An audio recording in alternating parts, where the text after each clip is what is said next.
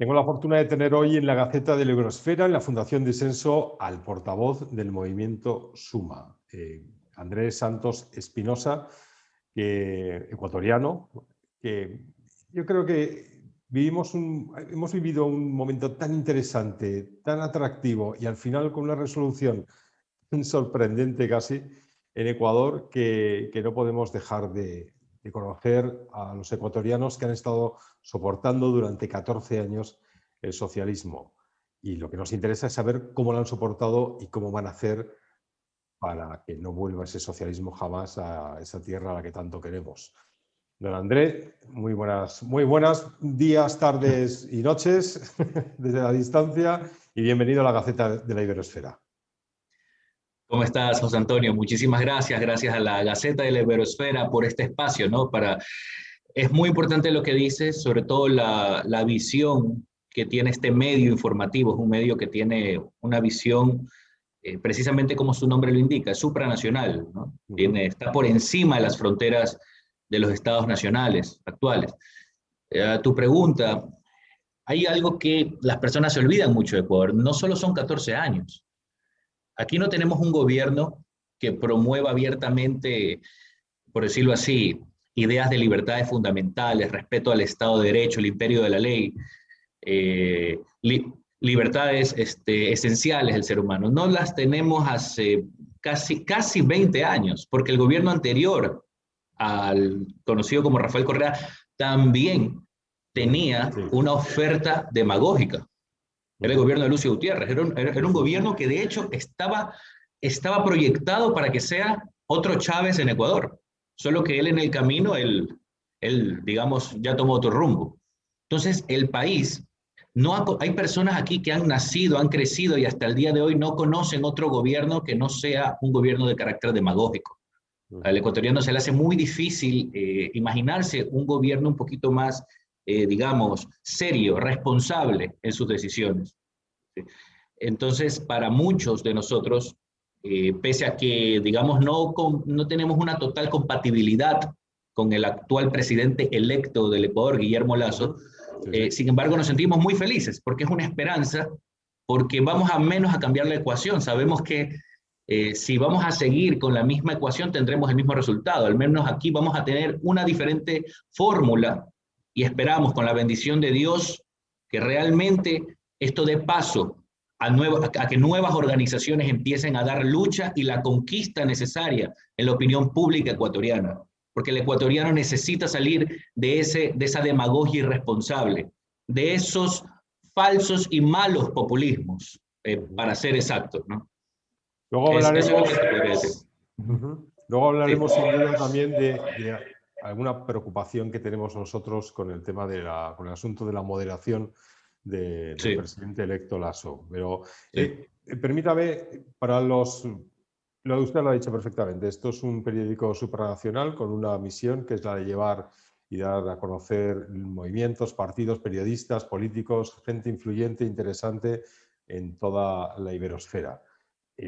Presente brevemente, por favor, qué es el Suma y, sobre todo, en este caso, quién es Andrés Santos Espinosa. Bueno, pues gracias. Para ser exacto, Suma es un partido que nace más o menos para el 2012, si no estoy mal, un poquito antes.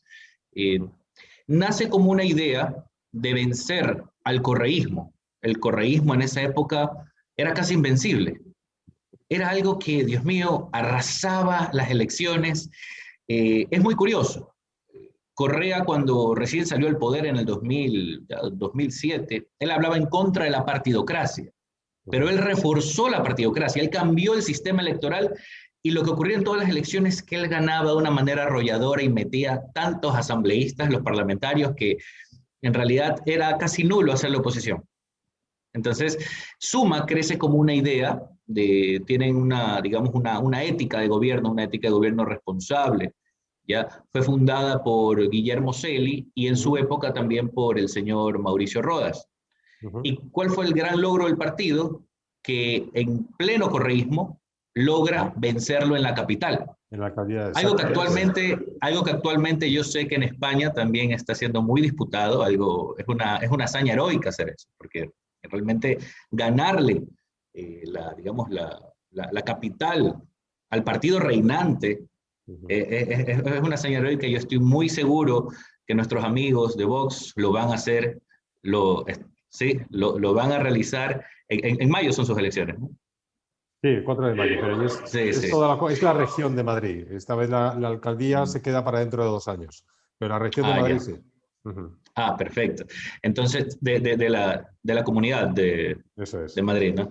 Entonces, cuando ocurre esto en Ecuador, Suma quiere una gran notoriedad, ¿ya? Y logra pues hacer acuerdos, logra una alianza con el partido actual del presidente electo del Ecuador, que es Guillermo Lasso, es el partido Creo, logran una alianza e ingresan a la asamblea, ¿ya? ¿Qué ocurre después con Suma? Suma empieza a tener otro liderazgo actualmente está en un proceso de reorganización, ¿ya? En las elecciones legislativas del Ecuador, por decirlo así, la extrema izquierda y la izquierda tuvo un éxito absolutamente rotundo, pero rotundo. Fue un tema que a muchos nos dejó pensando. Estamos hablando que el 70% de ecuatorianos votó por decirlo así, parlamentarios de izquierda, o mejor dicho, por listas de izquierda. Las listas de derecha se quedaron reducidas casi a un 25-20% prácticamente.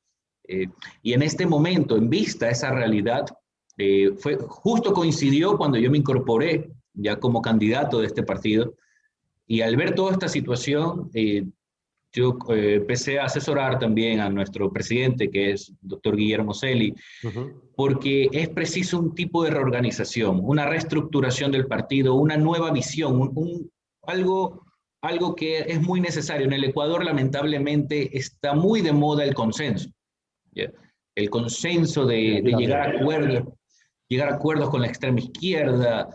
Pese a ser un candidato de centro derecha, me quiero vestir como como indígena, o me quiero disfrazar, mejor dicho, me quiero disfrazar de LGBTI, o me quiero disfrazar de cualquier otra cosa. Pero aquí no hay partidos auténticos. Aquí todos, la mayoría, le copian a la izquierda. La izquierda y la extrema izquierda son los únicos que dicen lo que son. Son que, por ejemplo, frontalmente los candidatos, aquí tenemos una izquierda desde centroizquierda a radical, es impresionante. El más radical de todos es un candidato, es un mestizo que se disfraza de indígena, Yacu Pérez. Entonces él alega que frontalmente que él es defensor del aborto, del matrimonio homosexual, él está también a favor de la colectivización de ciertos bienes, frontalmente. Y él tuvo una votación interesante, la verdad. Entonces, aquí hay que ver cuál es el plan de hegemonía de este sector ideológico. En Ecuador está muy de moda repetir ese frustrado y fracasado sueño de Francis Fukuyama en su libro, El fin de la historia, el último hombre. Las ideologías han desaparecido. Ya no existen las ideologías, dicen. O sea, ellos no se dan cuenta que, en primer lugar, eso ya es un discurso ideológico, porque es una negación de algo que aún sigue existiendo, y los ecuatorianos, los hispanoamericanos, todos los habitantes de la iberoesfera y Occidente siguen motivados por valores, siguen motivados por creencias filosóficas, realmente por convicciones absolutas, espirituales, ¿ya? Y eso es lo que puede más motivar a un ser humano para seguir. Mire, yo le cuento algo. Cuando terminaron las elecciones se vio un episodio muy bochornoso. Un grupo de personas que parecían militantes de Andrés Arauz, del candidato del correísmo, estaban que reclamaban su paga por ir a una marcha. Sí, señor, lo publicamos en Gaceta, sí. Muy bien. Imagínense que en Ecuador existe un proceso de liquidación de toda política, que los partidos tienen que tener tanto dinero y por eso roban hasta el cansancio para poder pagar a cada persona que marche en las calles. O sea, no es orgánico. Discúlpeme, estamos viviendo el crepúsculo de todas las ideas, de todo el norte que puede existir para defender al menos un valor civilizatorio. Y eso se lo debemos a ese pragmatismo, ese tonto pragmatismo, porque pragmatismo fuera algo inteligente para conseguir un resultado inteligente, pero no, es un pragmatismo que ha convertido a la actual Asamblea Nacional en la institución más desprestigiada de la historia del Ecuador, con el 2% de credibilidad. Vimos cómo partidos traicionaban sus ideales, muchos partidos que pensábamos que eran defensores de la vida, defensores de la familia, defensores de la libertad económica, vimos cómo empezaron a pactar con el correísmo, vimos cómo empezaron también a empezar a apoyar a ciertos tipos de despenalización del aborto, ¿ya? Y es ahí cuando nos preocupamos. Supuestamente, y fue tanto la indignación de la ciudadanía que vimos que, como en un gobierno aliado con partidos de centro-derecha, se logró conformar una Corte Constitucional que alcanzó y logró aprobar en el Ecuador el matrimonio igualitario. ¿Ya? A través de una tesis globalista, a través de un criterio, una opinión consultiva que ni siquiera fue suscrita por Ecuador en la Corte Interamericana de Derechos Humanos. No, fue por otro país. Entonces, académicos progresistas como Manuel Atienza, hasta ellos se opusieron a esa sentencia, a esa resolución de la Corte Constitucional del Ecuador, porque cambiaron la Constitución. Actuaron, como decía Antonio García Trevijano, con poder constitucionario. Es decir, cambiaron dictatorialmente el mandato constitucional.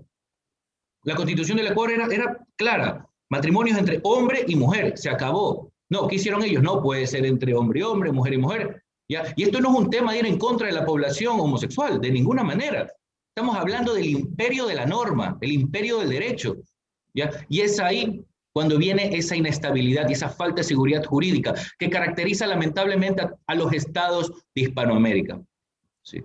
Es que parece, escuchándole, que casi que estamos hablando de España. Yo le iba a decir que dejara de hablar de España y se centrara en Ecuador, porque es exactamente muy parecido, salvo el proceso constituyente, que me temo yo que en un par de años, a lo mejor, como siga esta deriva, a lo mejor lo tenemos encima.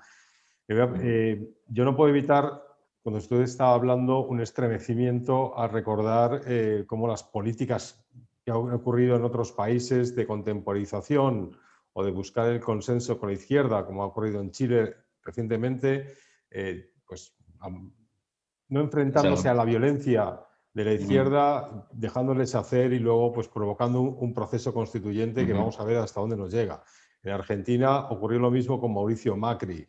Ya hemos visto el desastre terrible que ha ocurrido en Bolivia con Yanín Áñez. Estamos muy preocupados con lo que pueda ocurrir en Colombia el año que viene, en las elecciones colombianas. Bueno, Venezuela, por supuesto, está perdido. En Nicaragua los derechos humanos casi apenas son existentes, y hemos visto también un proceso de destrucción de lo que es la derecha en Guatemala. Vamos a ver qué resultados en el futuro. Lo estamos viendo por todas partes. También vemos políticas identitarias en Estados Unidos. ¿Cómo va a hacer Suma para conseguir que Guillermo Lasso, que sabemos y nos consta y en algunos casos nos alegra y en otros nos preocupa, es un ferviente admirador de José María Aznar, el expresidente español, cómo vamos a conseguir que Guillermo Lasso no caiga en esta trampa y no se ponga moderadito y estupendo? Sí, exactamente. Como bien mencionas, José Antonio, este país ha sido víctima de esa política fracasada del consenso. Como indicas, cómo fracasó la política de Macri de tratar de llegar a un consenso. Llegó también a un fracaso como gestión gubernamental y a provocar el retorno del socialismo en Argentina. Con el presidente Piñera, él al tratar de contemporizar con estas fuerzas subversivas, criminales que operaron casi militarmente en Chile, ¿ya? También intentó contemporizar y fracasó por completo, ¿ya? En este caso, en Ecuador, nuestra misión es advertir al presidente de la República y hacer presión, más allá, también como partido político, con las diversas organizaciones sociales que también están con nosotros, estamos formando, estamos creando, estamos también estas organizaciones sociales dándole mucha capacitación, una doctrina de un auténtico liderazgo, haciéndole ver esta visión, cuál es el peligro que corre la familia ecuatoriana, nuestros principios civilizatorios, cuál es el peligro que corre el propio Estado ante la amenaza de la extrema izquierda y otros grupos subversivos que ya tienen ya tienen pensado cuál será el plan de desestabilización al actual gobierno. Ya están pensando en cómo desestabilizarlo. Ya dicen, en un año ya va a pasar esto, y el segundo año hasta 2 años llega. Este señor hasta 2 años llega. Y uno de los, siempre estos grupos subversivos buscan que el gobernante de turno empiece a ceder para no perder. Esa política de la mano tendida. Esa política que ha sido un fracaso estrepitoso desde que se comenzó a iniciar en Occidente con la Unión Soviética. ¿Ya? Es la misma táctica que están aplicando ahora para desestabilizar gobiernos de centro, centro-derecha. Entonces, ¿cuál es la función nuestra? En este momento, en torno al nuevo gobierno, se están formando grupos de presión, ¿ya? Grupos de toda índole, grupos del indigenismo radical, por ejemplo, grupos inclusive marxistas, grupos de la agenda de la ideología de género, ¿ya? De toda índole, ¿ya? Tanto muy malos como otros que son más decentes. Nuestra función es lograr una influencia palpable y medible dentro de la opinión pública que sea capaz de evitar que el gobierno tenga que elegir a esos grupos de presión y darles espacios, porque el momento cuando tú le das espacio a esos grupos, a estos lobbies ideologizados, es lo peor que puede suceder para la sociedad ecuatoriana, porque ellos empiezan a infiltrarse en el sistema gubernamental y a operar y a poder hacer todas sus operaciones psicológicas sobre la población, sus programas y guerras contraculturales, para imponer una visión de manera despótica, totalitaria, sobre los niños, sobre la educación, sobre la academia, ¿ya? Eso es una de las cosas muy importantes que nosotros estamos por hacer. Por supuesto, también vemos a las siguientes elecciones, son de aquí a 2 años, en el 2023, y empiezan las nuevas elecciones de carácter seccional, ¿ya? La elección de prefecturas, alcaldías, concejalías, que nos estamos preparando para eso, ya tenemos más tiempo en realidad, queremos hacer un trabajo bien hecho, pero sobre todo algo que es muy importante que hemos hablado aquí, la formación de los seguidores, la formación de los afiliados, la formación de los militantes. Ese es el mayor arma que un partido puede tener, cualquier tipo de organización, así no sea partido, ¿ya? Esa es la mayor arma que puede tener. Y realmente eso es una condición para que una organización pueda salir a flote. De lo contrario, va a tener que hacer simulaciones a través de pagar falsos seguidores para que vayan a marchas o cualquiera de estas prácticas realmente vergonzosas que practican los políticos en toda Hispanoamérica. Es muy evidente que la hispanidad estamos todos iguales, porque España es que todo lo que usted está diciendo es lo que está ocurriendo en España. Qué curioso. Lo que está ocurriendo en Argentina, lo que está ocurriendo en Chile, en Bolivia, en México, en Nicaragua, en El Salvador. Está ocurriendo en todos lados así. De todos esos lugares, incluso de España, aunque la verdad es que de España poco hay rescatable, ¿ven algo, alguna luz, alguna esperanza en algún sitio? Porque difícil, ¿eh? Bueno, en realidad te voy a contar algo muy interesante que tiene relación con este encuentro que estamos teniendo. En el momento de las elecciones, Guillermo Celi formó una lista de jóvenes. Empezó a renovar todo el partido.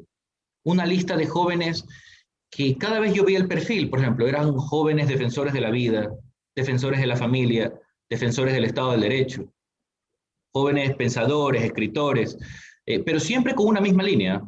Algo muy interesante. Ya dentro de la campaña nos empezamos a conocer todos y vimos que compartíamos esos valores en común. Mira la sorpresa que muchos de estos candidatos en Guayas, en Azuay, Guayas es la provincia donde está Guayaquil, que es la ciudad actualmente económicamente más importante del Ecuador, más grande también.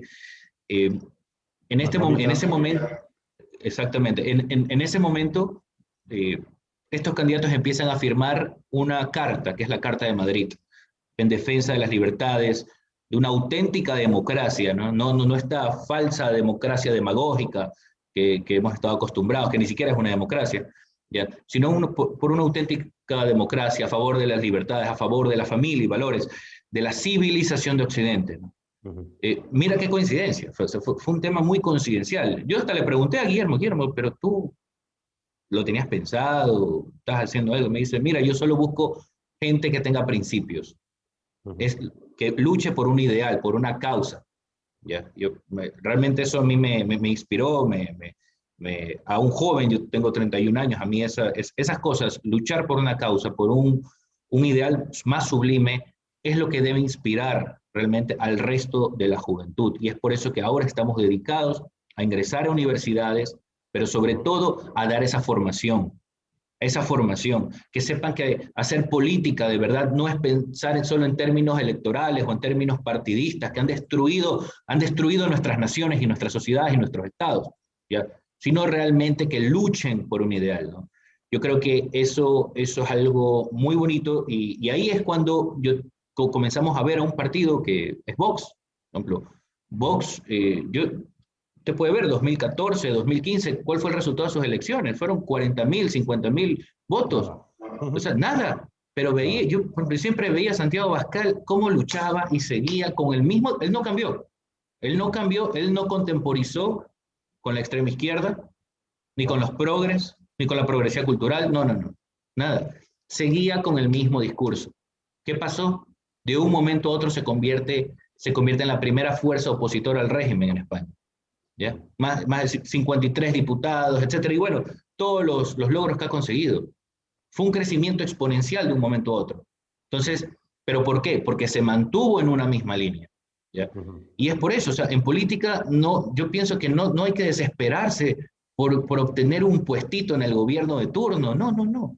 En política uno viene a posicionar un mensaje y una causa para que llegue cada vez más a un sector ciudadano. Y eso va a propagar esa fuerza de atracción para poco a poco en el futuro lograr ese tipo de acompañamiento de toda la ciudadanía, ¿no?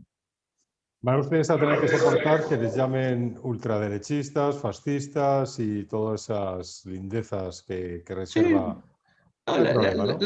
la izquierda llama ultraderechista hasta Lenín Moreno, porque, o sea, la izquierda llama fascista al señor Lasso, o sea, a cualquier cosa que no esté de acuerdo lo llama fascista.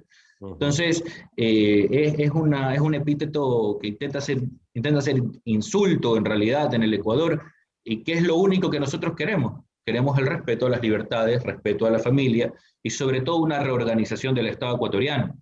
¿Ya? El Estado ecuatoriano tiene el sistema de partidos del Estado ecuatoriano tiene una falsa representación.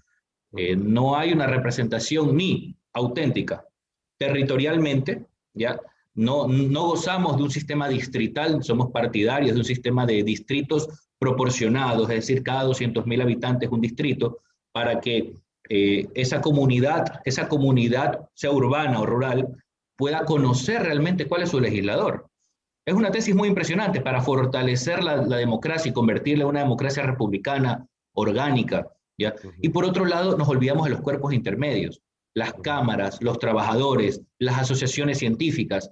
¿Por qué no tienen una participación transparente, ¿ya?, en la toma de decisiones del Estado? ¿Ya? Son cosas que es importante. ¿Por qué? Porque el Estado y la nación en el Ecuador están totalmente desconectados. No hay una conexión.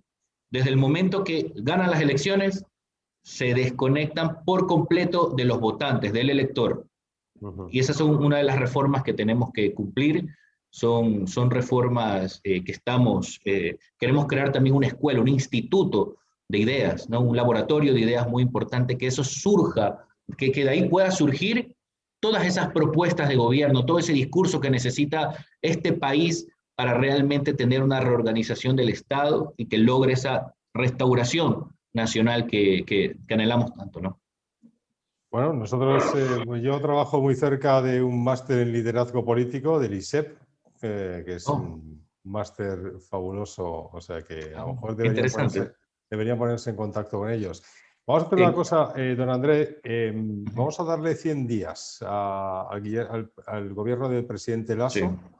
Y si le parece, en esos 100 días volvemos usted y yo a hablar, porque me parece que se puede conseguir muchas cosas de los análisis que haga usted y de los que haga el Suma.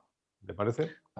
Sí, muchas gracias, José Antonio. Claro, por supuesto que sí. Cuenten conmigo para lo que necesiten en Ecuador, en todas estas circunstancias que está ocurriendo, y hay que estar muy atentos, vigilantes y sobre todo denunciar cualquier tipo de irregularidad, ¿no?, que generalmente sucede.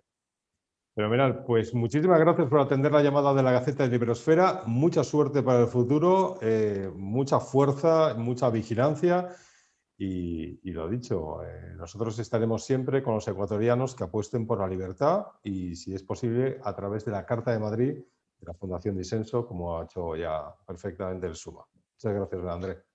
José Antonio, fuerte abrazo a todos allá. Gracias, muchísimas gracias por el espacio. Gracias a usted.